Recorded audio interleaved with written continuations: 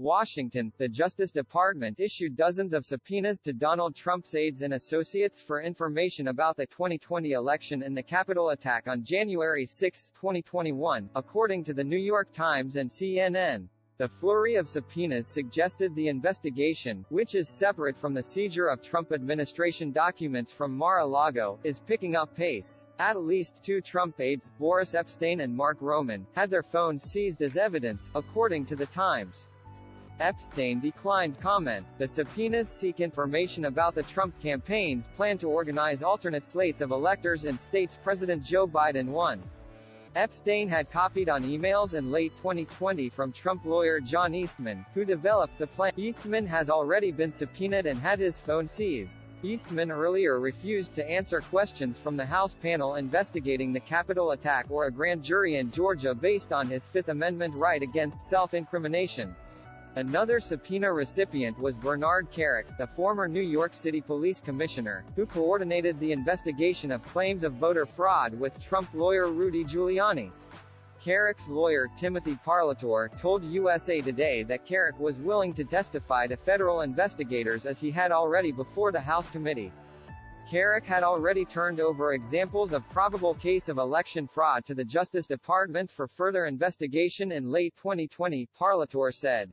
Former Attorney General Bill Barr has testified to the House panel that the department found no evidence to support the Trump campaign's claims of widespread fraud. Parlatore said the department's latest subpoena read as if the current investigation had no focus and asked Kerik about names he didn't recognize. The normal DOJ subpoena looks like rifle shots, Parlatore said.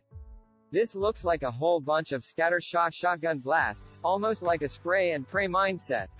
The latest subpoenas included one to Dan Scavino, Trump's former social media director, according to the Times. Trump promoted his fundraising to fight the results of the 2020 election and his rally the morning of January 6 through social media. Scavino's lawyer, Stanley Woodward Jr., declined. Others who were subpoenaed include former Trump campaign manager Bill Stempien and Sean Dahlman, the campaign's chief financial officer, according to CNN. The Justice Department declined comment on the subpoena. The investigation is separate from the seizure of Trump administration documents, which included dozens of classified records, from Mar-a-Lago. In that probe, federal investigators said they were looking for evidence of violations of the Espionage Act for mishandling national defense documents or of obstruction of justice. Will Trump or his allies face charges over January 6?